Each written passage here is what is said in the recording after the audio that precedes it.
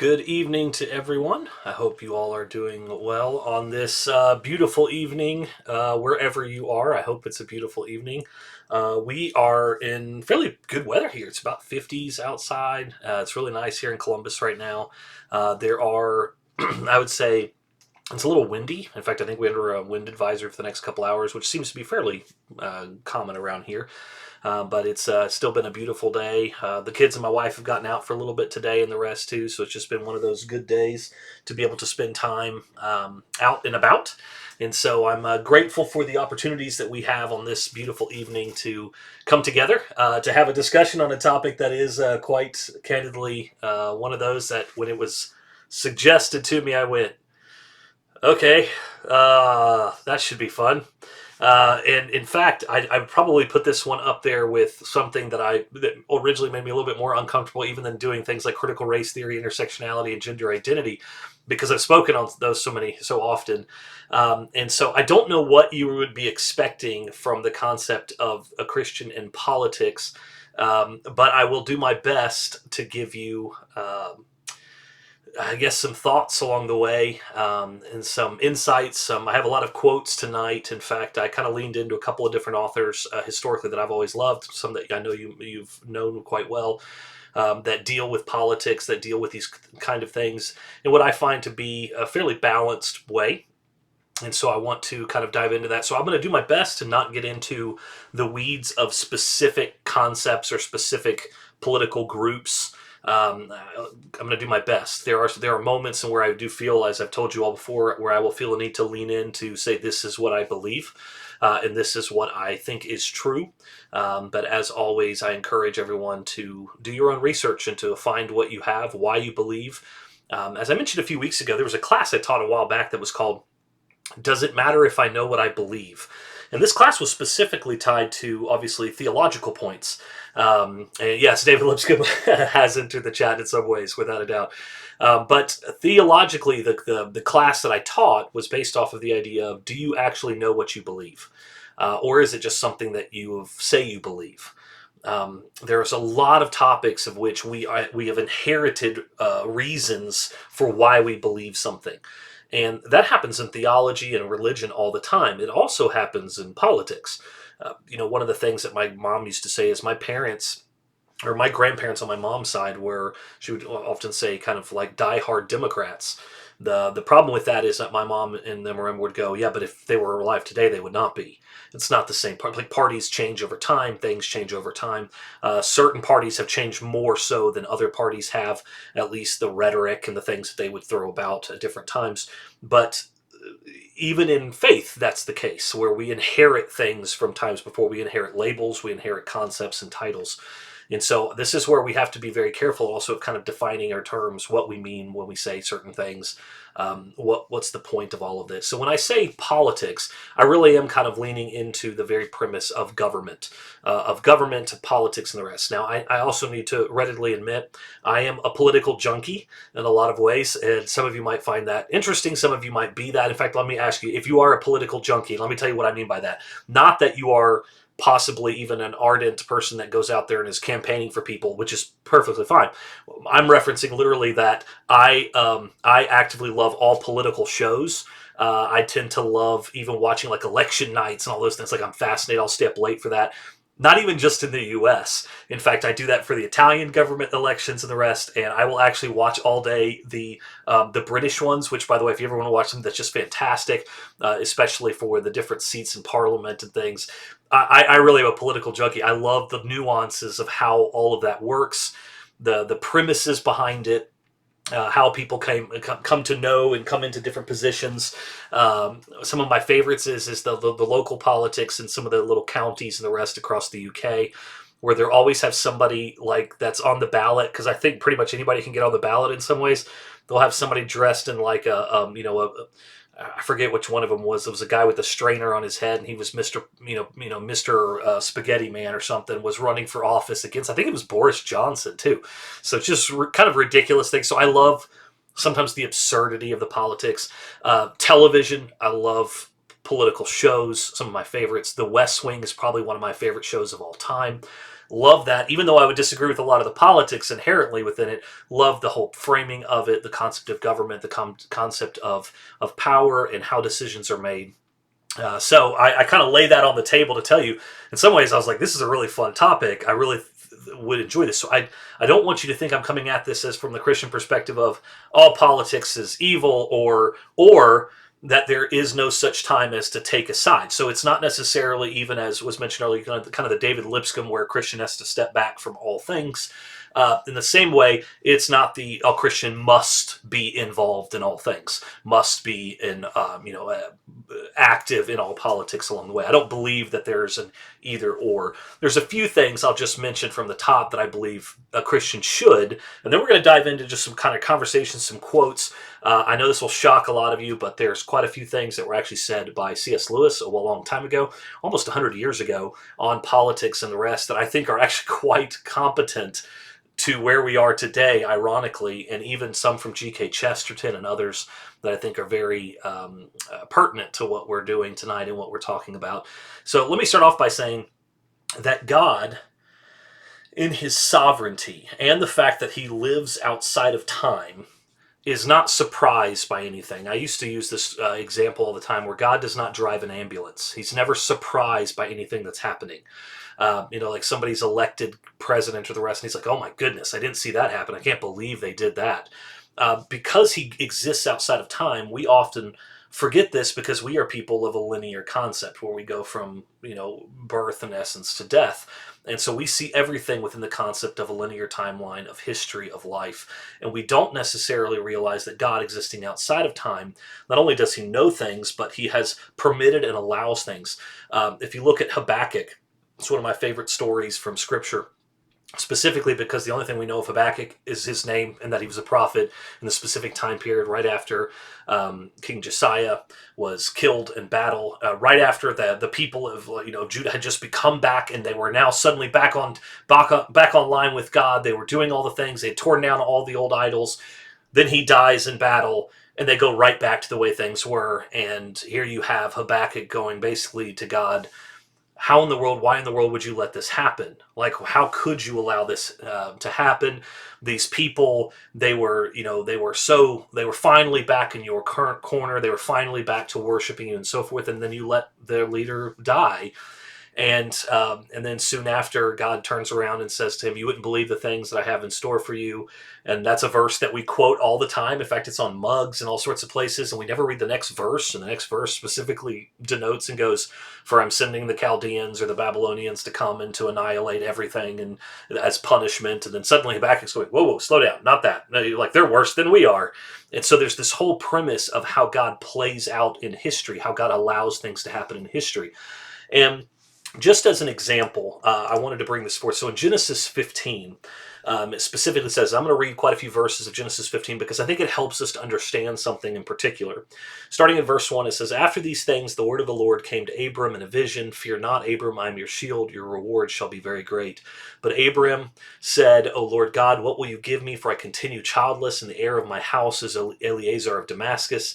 And Abram said, behold, you have given me no offspring, and a member of my household will be my heir. And behold, the word of the Lord came to him, this man shall not be your heir, your very own son shall be your heir. And he brought him outside and said, look toward heaven and the number of the stars, and if you are able to number them. Then he said to him, so shall your offspring be. And he believed the Lord, and he counted to him as righteousness. And then it says, and he said to him, I am the Lord who brought you out of Ur of the Chaldeans to give you this land to possess. But he said, O Lord God, how am I to know that I shall possess it? He said to him, bring me a heifer 3 years old, a female goat 3 years old, a ram 3 years old, a turtle dove, and a young pigeon. And he brought him all these, cut them in half, and laid each one over against the other. But he did not cut the birds in half. And when the birds of prey came down on the carcasses, Abraham drove them away. As the sun was going down, a deep sleep fell on Abram, and behold, dreadful and great darkness fell upon him. Then the Lord said to Abram, know for certain that your offspring will be sojourners in a land that is not theirs, and will be servants there, and they will be afflicted for 400 years. So I'm just going to stop there for a second and then go for just this little part here. So here we have Abram, soon to be called Abraham, who has been called out by God, who has been given the promise that his heirs will number more than the stars. And yet here he finds himself suddenly still without a child, questioning and wondering, and he believes that God will do these things. But then there's this great darkness that comes upon him, and then this premise of 400 years that his heirs will be afflicted and servants there in a land that is not their own. Now, if you've read much of the rest of Genesis and then into Exodus, you know who those people are. In fact, you get to the point of reading Exodus, early parts of Exodus, you see the people of Israel, the 12, the descendants of the 12 sons of the 12 tribes and so forth, have grown such exponentially that the Egyptians, where they had run to because of the famine, with the story of Joseph and the rest, suddenly there was a Pharaoh who did not know them, did not remember Joseph, and because of that started worrying about them, puts them in bondage, in slavery, and so forth. And then there's an interesting part of this. He says, but I will bring judgment on that, and they will be afflicted for 400 years, but I will bring judgment on that nation that they serve, and afterward they shall come out with great possessions. And as for you, you shall go to your fathers in peace, you shall be buried in a good old age. So here's this promise, long before it happened, to Abram, of the descendants, but we also miss the fact that he's not just the descendants, it's something that will happen to his descendants that will happen for 400 years. And this is the problem we often had because we are people that are linear in nature. That another example I often give is that if life was, if eternity, if God himself, timeline in essence, was a 1 hour long movie, our moment in the movie would be a millisecond, a split millisecond in the middle of the movie. And yet we often step out of that millisecond and look at the rest, and we can't even see the rest of the movie, but we look at the director going, what a terrible movie, I don't understand this. I don't understand what you're trying to do. And it's because we don't exist outside of time, so we can't see the larger picture. So here, this larger picture is painted to Abram, knowing that there will be hard times and that there will be his descendants will be sojourners in a land that is not theirs. There will be servants there. They will be afflicted for 400 years. So why do I bring this up? Because God, throughout history, and especially throughout the Bible, exists outside of times, but knows, and his promises that all things will be good and that things will happen in the future, or that he will return one day and so forth, that those things have always come to fruition. And because we are such linear people, we often miss that and forget that. And so suddenly every election or every moment seems like the end of the world for all of us consistently. And it's quite sad in a lot of ways to sit there and watch as people, I'll use the word bloviate, every single election, every single moment in time until either the greatest moment in the history of the world or the worst moment in the history of the world. And right now, if we can be honest, in our political world, especially in the United States, we are at a point where rhetoric is at an all-time high. And that I could easily say is on both sides of the political aisles. I will also note that from my own personal perspective, this is where I will situate myself and the rest. Hypocrisy abounds pretty consistently. But I'm also shocked. And I guess I should say I'm shocked by the sin that we are so easily allow these days, would be the best way I would put that. And that's not a political statement, that is a spiritual statement. The things that we celebrate, the things that we demand of others and so forth. And so I just wanted to lay that forth. So specifically, as I kind of launch this and going into, obviously we're going to look at Romans 2 here in a bit, I wanted to note that God existing outside of times and God using even what we could see as negative leaders or politically terrible leaders, or leaders that are harsh and problematic and the rest, is how God has worked throughout history. The Chaldeans, especially if you read Habakkuk, specifically noted them as being swift and vile and very, very harsh, and they were horrific in their tortures and the things that they did. They were not known for their grace and their mercy, and yet they were used as a tool, allowed to be used as a tool to bring the people of God back to repentance to Him. And so I don't think any of us should ever miss the fact that God is continuing to work. God continues to work. And also, just real quick, the 400 years, if you know, and some of you might know how old the United States is. So if you know how old the United States is, we're still about 150 years away from 400 years. So I can only imagine what 400 years would have been like for a people to feel the oppression, to feel the slavery and the rest that they dealt with. And so I just kind of put it in context with how we often think that a day or two of trauma, a day or two of moments. And this is also, I'll situate myself a little bit in this. It's also my struggle at times with people who claim traumas for everything or issues for everything, is that they never situate themselves in history. It's always based off of their own little moment, their own little thing that happened to them, as if it's the worst thing that's ever happened to someone in the history of mankind and the rest. Now, and here's the crazy part. Right now, I feel the desire and the need, or even the responsibility, to say, obviously, there are real bad things that happen to people all the time that are very real. I don't want to negate that in any way, shape, or form. I shouldn't have to say that, because that should be an assumption. But in the culture in which we live right now, you're no longer allowed to assume anything about anybody. In fact, you have to specifically state it, or you are against it, or you are meaning something negative. As an example, if I were to say, and this is just the social media world, you guys can tell me if I'm wrong, but if I were to say, I love dogs, then somebody might jump on there and say, yes, well, that obviously that means you hate cats. And I would go, okay, that's not necessarily what I said at all. And they'll be like, yeah, but it's obvious, because if you love dogs, then you have to hate cats. That's just kind of how people love to play things out. It's this binary concept of mentality. It's actually very, very dangerous. And it's the way we live in their current world. And so I kind of wanted to situate us there real quick before we dive into some of these quotes, some of these other things that I have for us tonight. So that this first truth is that God permeates and supersedes every aspect of history, of life. It is God's will that takes precedent over everything and everyone. And God's plans and purposes are fixed, and His will not be violated.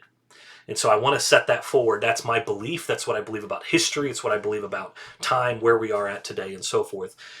What He has purposed will happen, and no government or no leader or no moment in history will change that in any way, shape, or form. And so I just want to make sure that that's clear. I believe we see that in Matthew. We see that in Daniel, especially. We also see that in Romans. We also need to kind of grasp this kind of very key fact. No political movement will save mankind. It will not in any way, shape, or form. I do believe that there are some that are better than others, but that does not mean that in any way, shape, or form they will save mankind. The only salvation is from Jesus the Christ, period. That's the only way that one comes to salvation. So there is no way, nothing that we could put forth as a political argument or political goal that all of us should get to that would lead people to salvation outside of Jesus Christ. And so that's a very key thing. Also, I just want to kind of throw this out there as kind of a beginning before we get in there. We have no doubt as Christians a responsibility to government to obey laws, to be good citizens. I believe we see that in Romans 13, right there at the beginning. God has also established these leaders and the rest in our world, and He does so for our benefit. Now, that does not mean that you have to celebrate or get behind their premise of what they're pushing and what their agendas are and so forth. You do not have to do that, I believe. I believe that your conscience, especially in light of Scripture, teaches us very strong to stand for that which is true. But it does not mean that we have the right inherently of rebelling against things that we disagree with politically, as opposed to things that might lead us away from God, things that would lead us away from a faith in Jesus. And so that's the balance I kind of want to lay down real quick on that, just as some thoughts. So one of my favorites, and this is something that I think a lot of us experienced recently, is a fantastic quote by C.S. Lewis that you may all know or have heard before, and it's this one. And so I want to throw this out there to you. I may actually copy this and put this in the chat. We'll see if I can. I don't have the Facebook thing put up for me, but I'll just mention this to me and tell me what you think. This is C.S. Lewis writing in, I believe it's in The Weight of Glory. He wrote this. Of all tyrannies, a tyranny sincerely exercised for the good of its victims may be the most oppressive. It would be better to live under robber barons than under omnipotent moral busybodies. The robber baron's cruelty may sometimes sleep, his cupidity may at some point be satiated, but those who torment us for our own good will torment us without end, for they do so with the approval of their own conscience. So let me put that out there real quick. Tell me what you think real quick about that, and I'll read it out again for you. Of all tyrannies, a tyranny sincerely exercised for the good of its victims may be the most oppressive. It would be better to live under robber barons than under omnipotent moral busybodies. The robber baron's cruelty may sometimes sleep, his cupidity may at some point be satiated, but those who torment us for our own good will torment us without end, for they do so with the approval of their own conscience. And so if I were to put this in a more recent terms, it would be something about this. And this isn't political. This is purely as a discussion starter in some ways. I wear a mask. Everyone should wear a mask because it's what's the right thing to do. It's the right thing to do. And so I'm not arguing mask. I'm actually asking the question, the moral philosophical question, in essence, from politics and the political world.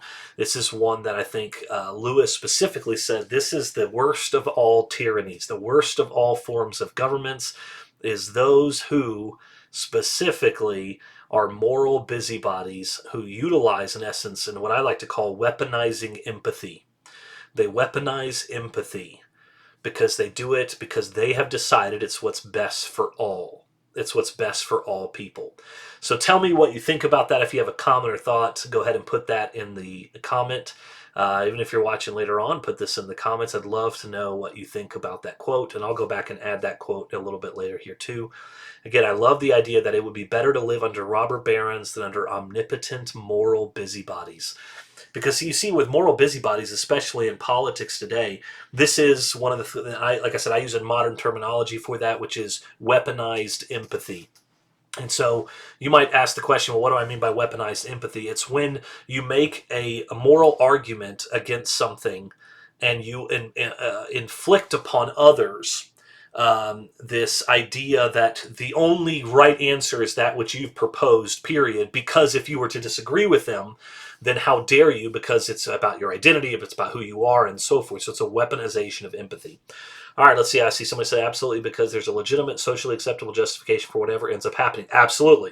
And so this is where the moral busybodies, you could constantly be, anything you say becomes reality, becomes what you want, becomes what's best for everyone, intrinsically.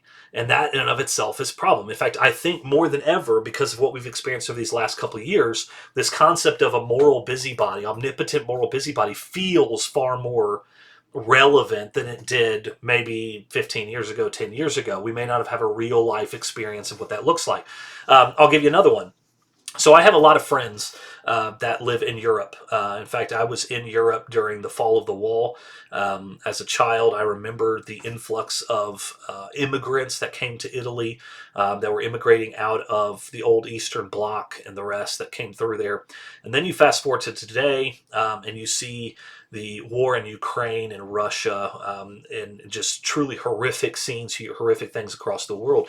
And from a political standpoint, you have fairly large back and forth over supporting Ukraine and it's supporting Ukraine or not supporting Ukraine. However, if you were to say something like not supporting Ukraine, what would people intrinsically actually think you were saying? Because of the world we live in, that means that you must be pro Russia or pro-Putin or whatever it may be along that way. There are others, so if you know anything about what's happening somewhat in the Ukraine, there are horrible atrocities that are happening to Ukrainian people. Living in a war zone is just unreal. I can't imagine what it would be like to be there. But there are also some very terrible things that have been done in light of the betterment of all people. So to keep all Ukrainians safe from political upheaval and so forth, one of the things that's recently been banned is actually a lot of churches have been closed. You're no longer allowed to go to any type of Orthodox church that used to be associated with Russian Orthodox churches and so forth. And so it is a sad reality right now is that there's actually religious persecution happening in the Ukraine for the betterment of the war effort of the things that are happening there.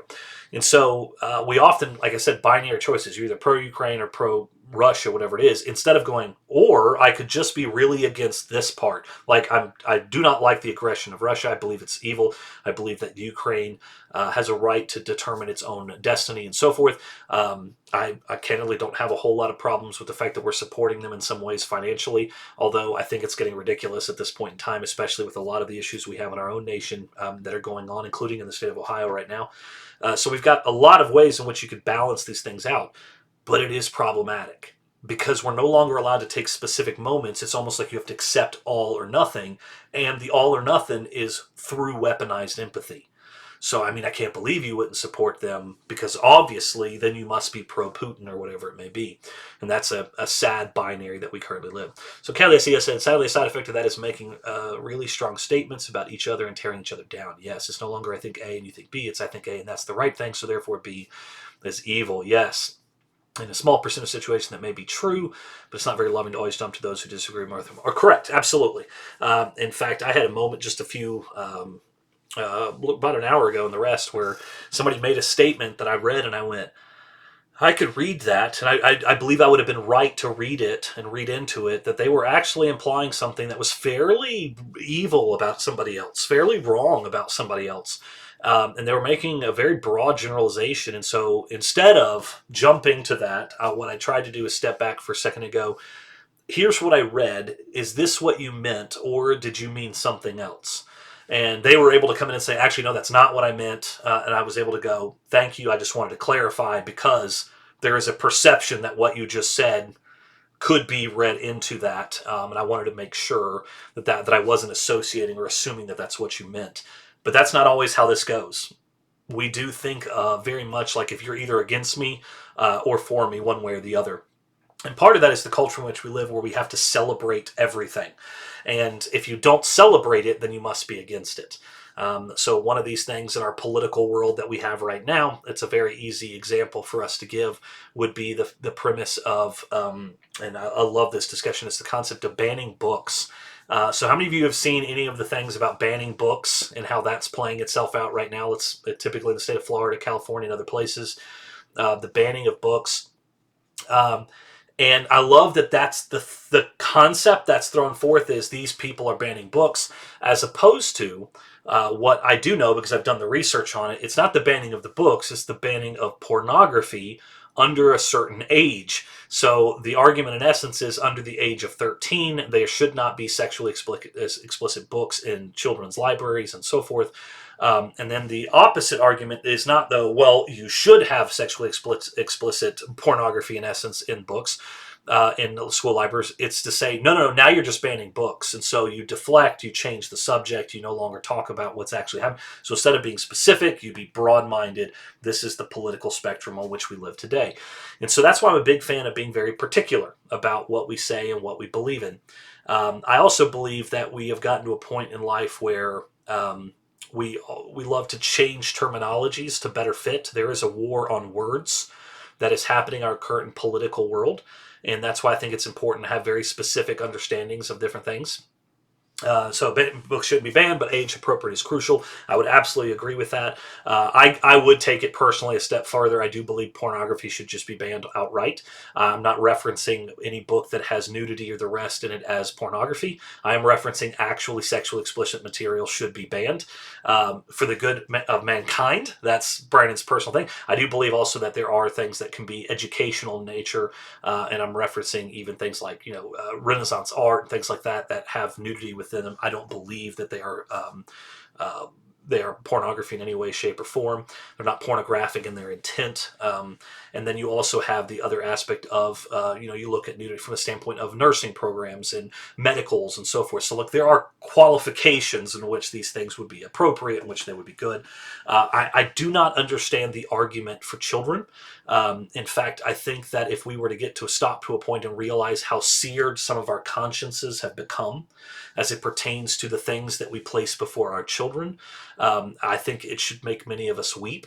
I think it should make many of us cry before God for the loss of innocence and the war that we have currently over gender identity. And if you want to go back and look at where the whole premise of gender identity came from, as we talked about it a few weeks ago, it should make all of us just mourn for the loss of innocence within our children, especially with social media and a lot of the other things that are happening.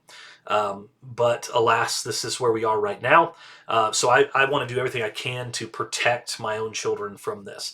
So, from a political perspective and politics, I do believe that churches have a responsibility to care about what's going on in their culture, to care about what's going on around them, and to do their best to give people the best opportunities to make informed decisions along the way. I do believe I do believe it's not, believe it or not, a separation of church and state nearly as much as a separation of state from the church. I believe the state has far too much say in churches as they are right now. You look back on the pandemic, I don't believe any state had the right or especially the United States, had the right or the um, ability to stop people from worshiping God to the best of their abilities, including gathering. Now, that is a personal feeling, okay? I'm not making universal statements. I'm speaking for myself and myself alone.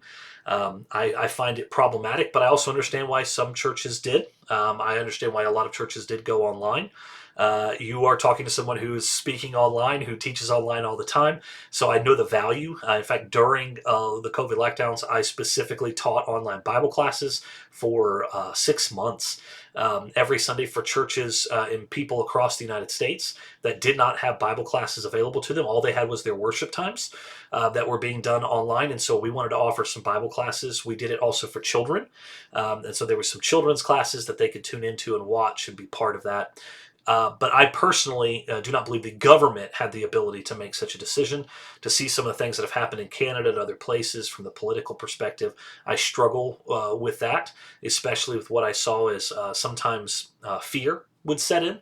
I understand wisdom. I understand doing your best in the situation, but I met a lot of people who lived in fear. Lived in fear of that, what was going to go wrong, as if God somehow was surprised by the pandemic, as God was somehow surprised by what was going on or what was happening. And I do believe in some ways, and this is where I want to look at what happened across the pandemic politically, and I mourn for our loss of influence in a lot of ways. I also believe that there was what would a good way of putting this, a culling from within churches of people who used to go to church every Sunday, but they never were there. In fact, I used to call it, there's a difference between attendance and presence. And there was a lot of people who attended worship and attended church prior to the pandemic who never returned, but I would easily make the argument they weren't there before. They were simply well-dressed corpses in the pews. And that may seem like a harsh statement, but the reality is that there are many who left the churches, left church and worship altogether. They left God purely because it had become a habit. It was a habit. It wasn't necessarily a walk of faith. Now that's not everyone. Now again, I feel like this need to quantify all of this instead of just being able to wish that you would understand what I mean by that, and that I'm not making a blanket statement, but instead I'm saying this is my personal opinion. This is what I saw. This is what I witnessed from many, and I also don't believe it was a negative thing. I think that there's a healthy aspect where God utilizes moments like this to show and for us to be able to evaluate who we are and what's going on within our own churches. Are we creating attendees, or are we truly people who come to worship to be in the presence of God? And that is something that churches, especially in a very marketed world, in a very material world, in a very church culture world, I think that's a good thing for us to have to go through every once in a while, that we would see some of these things and kind of look at them and understand them. So I mentioned that just in passing. So politically, I have a couple of other things I'd love to share with you, specifically some on um, from C.S. Lewis, as he notes some of my favorite little quotes from his. So these are from 6 quotes that he wrote on government, on economics, on political freedom, economic freedom, and so forth, that I just kind of want to throw out there. On a democratic government. Now you have to understand also he is from the UK, so he's not referencing US political structures. He is referencing, however, his own that he had. And he says this, he says, I am a Democrat because I believe in the fall of man. I think most people are Democrats for the opposite reason. A great deal of democratic enthusiasm descends from the ideas of people like Rousseau, who believed in democracy because they thought mankind so wise and good that everyone deserved a share in the government. The danger of defending democracy on those grounds is that that's not true. And so I love this, what he says in this premise. And in essence, what he's saying is, I believe that mankind is fallen and that they're not good people and that we have fallen away from God. And that's why we need to learn how to share. We need to learn how to give. We need to learn how to do all these things because it's not intrinsic to us. But he makes the argument is the problem with so many people out there in the political world is that it sounds good to, social welfare programs and all those different things. But it's because we think they're good people and that these good people are the ones making these arguments. They're not. This is not because they're good people. They're most of the time, especially these concept of leaders and rulers and our elected officials and senators and congressmen and presidents and so forth, do it because it's what politically expedient or what their base wants, but it's not because it's what's morally right in light of our own sin. So I love that he makes that distinction between the two, that he directly says, I believe these things because I believe that mankind is evil and needs to learn to be good. The problem is everybody else thinks they're good, and that's why they're doing those things. And that's not necessarily what's right. They need Jesus as their salvation, and then they will learn to give, as opposed to, well, if we just take care of their needs, that somehow that will make the world a better place. No, these people will still die in their sins. And so that's part of his argument. So one of the things that he specifically notes is this, that I also thought was fantastic on government and politics, and especially expanding government, larger and larger government. He said, the modern state exists not to protect our rights, but to do us good or make us good. Anyway, to do something to us or to make us something. Hence the new name, leaders, for those who were once rulers. We are less their subjects than their wards, pupils, or domestic animals. There is nothing left or which we can say to them, mind your own business. Our whole lives is their business.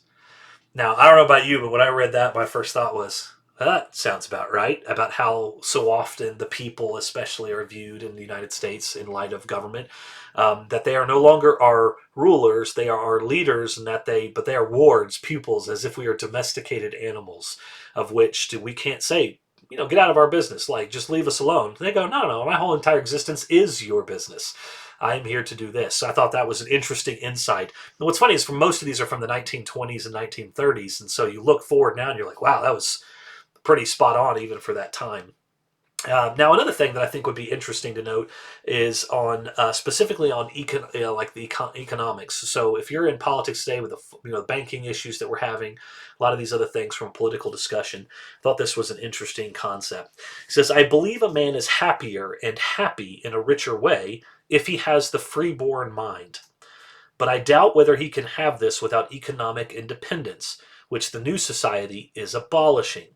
For economic independence allows an education not controlled by the government. And in adult life, it is the man who needs and asks nothing of government who can criticize its acts and snap its fingers at its ideology. So the separation of both the fact that a man who has the ability to do something on his own is of no need he has no need of government. And that's the worst thing the government could happen to them, is for a man to not need them, or for a person to not need them, and thus it's to the best of a government for them to provide such where everyone needs them on a consistent basis. So it's an interesting kind of political play there, especially when it comes to the welfare state concept. If you give man all that he needs, then he won't need to go out and do anything for his own, but he will always need that which is provided for him by others. And then another one, especially on the welfare state, and then we'll look at Christian politics. Is there any possibility of getting the super welfare state's honey and avoiding the sting? Let us make no mistake about the sting. The sweetest sadness is only a foretaste. To live his life in his own way, to call his house his castle, to enjoy the fruits of his own labor, to educate his children as his conscience directs, to save for the prosperity after his death, these are wishes deeply ingrained in civilized man. Their realization is almost as necessary to our virtues as to our happiness. From their total frustration, disastrous results, both moral and psychological, might follow. And I do love the premise of getting the super welfare state's honey while avoiding the sting. And the reality is, you cannot. He makes the argument that you cannot avoid the sting of the bee when collecting the honey if you're constantly in need of others. So, and then the last one I'll share here says, "He who converts his neighbor has performed the most practical Christian political act of all." He who converts his neighbor has performed the most practical Christian political act of all. Now, he's not talking about converting his neighbor to a political party, but converting them to Jesus. In any of that case, he's saying that is a conversion of political that is the most practical, that is the most beautiful of them all. And so I do love his consistency towards the fact that, yes, he has opinions on politics, he loved politics, but he also is very practical on what the most good could be done to humankind had to be with the conversion to Jesus Christ. So I lay out a lot of these things for you, especially on Christians and politics. Gave you a few of the quotes along the way. But one of the things I also want to note uh, on, especially in our politics today, I do believe that Christians have the ability to partake in politics, to be involved in politics, so forth. I do believe that, much like anything in life, one has to constantly go into it with a strong sense of conviction and a strong sense of who they are, with their identity based purely on Jesus Christ. And their identity, if it's found in a political party, if they are a Republican first or a Democrat first or a Libertarian first or whatever it may be, that they're in danger of becoming so myopic in their view of how God works or how things work, that they might not see that God might be using even their political opponents in some ways. They lose an election, that there suddenly is the end of the world, or it may be God is working in those ways for a reason, for a time like that, and so forth. That we think that everything revolves around us and the rest, but I don't believe that there's any problem with Christians being involved in politics. In fact, I think we need more Christians involved in politics. But I'm not referencing Christians because I think we need more of an agenda-driven concept in our political world. As I noted kind of just in passing very quickly earlier, I believe the state should spend less time involved in church matters. I don't believe that Christians should be divorced from the cultural movements of what's happening in the world. I mentioned also the war of words that we saw earlier, that we see quite a bit, and I'll mention this just as an example. If I were to tell you, um, if I were to use the terminology, what's a good way of putting this? If I were to say traditional marriage, if I were to use that terminology, in fact, that's a commonly accepted terminology today. I typically do not use that terminology personally. There's a reason for that. Because if I use the terminology traditional marriage, then it gives the implication that there is such a thing as non-traditional marriage. Instead, I try to be very specific in my language. There is marriage, period. And I believe marriage is not just between a man and a woman, but I believe it is an ordination by God. It is not something that is bound by state sanctions or that the state has candidly much to say about it in any way, shape, or form. However, I also understand that that terminology is one that was lost 30 years ago. When we accepted the idea of traditional marriage versus non-traditional marriage, that's where we found ourselves losing part of the battle. In our modern world, you see it in terminologies, for example, like pro-choice. Pro-choice is a political game that's played specifically when it comes to abortion. And I believe that the other side of the aisle on that right is fairly significant in the concept of pro-life. Pro-choice makes it seem like all that's happening is a choice is happening. That's not true. There is the death of a child in that light. So I use this as an example of terminologies. I believe we have to be very particular in our terminologies, and that's why I think it's important for us to define what we mean when we say what we mean and how we say it and why we say it and so forth. It's important for us to do that, especially if we go into politics.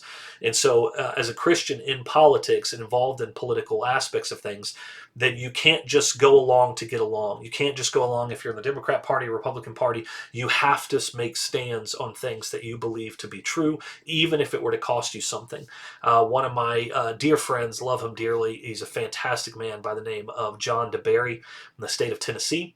He has been a Democratic representative for the city of Memphis for, I think it was like 26 years, long time, but an advocate for the life of the unborns in a major way. So much so that he was literally primaried after 26 years of representing the state of Tennessee, primaried by his own party, the Democratic Party, to a point where he lost out, was taken off the ballot because of the fact of his pro-life stances, and including, if you can go watch on YouTube, some of his speeches on the Tennessee state floor with his good friend Sheila Butt, who is a Republican from the state of Tennessee, both of them members of the Churches of Christ, and having beautiful connections together and working and putting out a lot of bills together where you have, in essence, politically across the aisle, but that they held strong to specific convictions that were of very strong Christian ideals. And he lost his seat. Now, if you know, God often has a sense of humor, and so where the Democrat Party removed him from his seat because of his stance on being pro-life, a pro-life Democrat in the city of Memphis, he was then appointed as a special advisor to the governor, who is a Republican in the state of Tennessee. And so he's now got more power than he ever did before as a special assistant to the governor for the state of Tennessee, even at this point in time. Sheila Butt was in the state house for 8 years and is now the mayor of Columbia, Tennessee, and is doing a fantastic job. And here you have two people on two different political aisles, but who have made very strong political stances in their life that are based around their faith and based around who they are as believers, as Christians. And they were unwavering in those, in the face of adversity, in the face of people disagreeing with them along the way. And I'm so grateful that I have examples that I can give you of specific individuals who are not only in politics, but are doing good things and are making changes. And they even disagree on, they may disagree on some things that are not matters of, I would call, even salvation. I believe murder to be a matter of salvation. Pro-murder, pro-not murder. I believe God from the very beginning says, thou shalt not murder. And I believe that is the case, especially for those who are none of their doing are in a place that should be the safest place in the world to them, which is their mother's womb.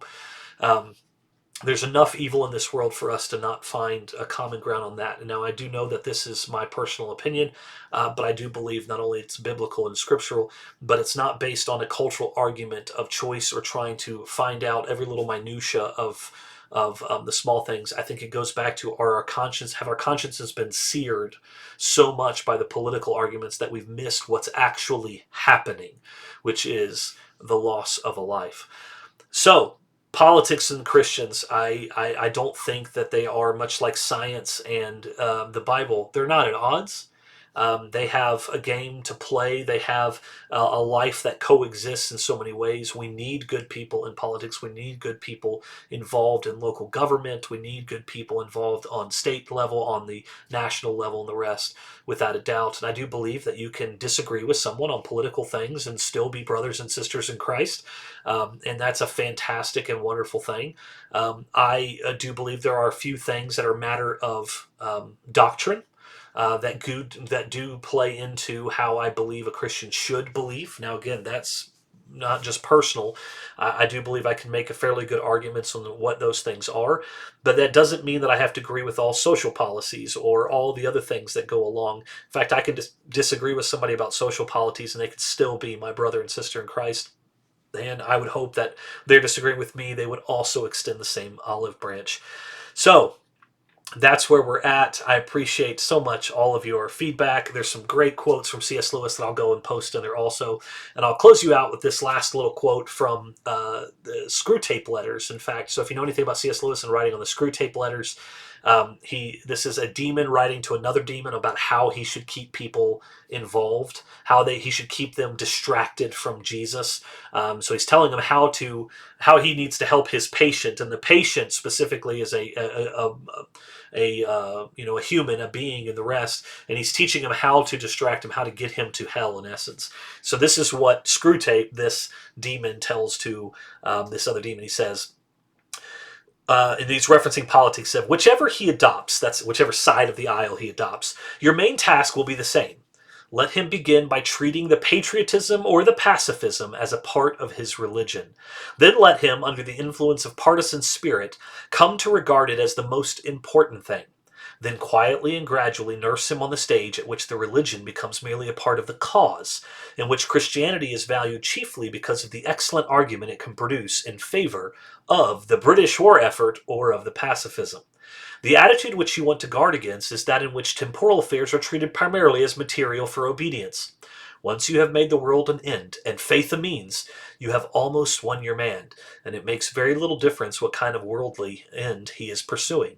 Provided that meetings, pamphlets, policies, movements, causes, and crusades matter more to him than prayers and sacraments and charity, he is ours, and the more religious on these terms, the more secularly ours he really is. I can show you a pretty cageful of people down here already. In essence, he's referencing hell. And so I love like when you put all those things first, that's literally the argument from this demon is have him put all those things first and then have him believe that his faith is what will drive those things instead of it being the things about prayers, sacraments, charity, and the rest. So thank you all so much for tuning in tonight. As always, it is a joy to be with you all. For all those of you watching later, thanks so much for tuning in. Let me know, add your comments along the way. I love going back and watching and reading comments throughout the week. I will post some of these quotes here in a little bit in there so you can see these as per usual. I'm very, very excited. Let me look real quick and to see what we're doing next week. Let me pull that up real quick and see where we're going. So next week, under the rabbit hole, we are going to be on, oh goodness, climate change. We are going to be talking about climate change. So that should be fun. We will be the Christian and climate change next week. Should be a truly fascinating discussion. I look forward to seeing you all then. I hope you all have a wonderful week. If you have any questions, thoughts, please add them into the group, and we'll see you next week.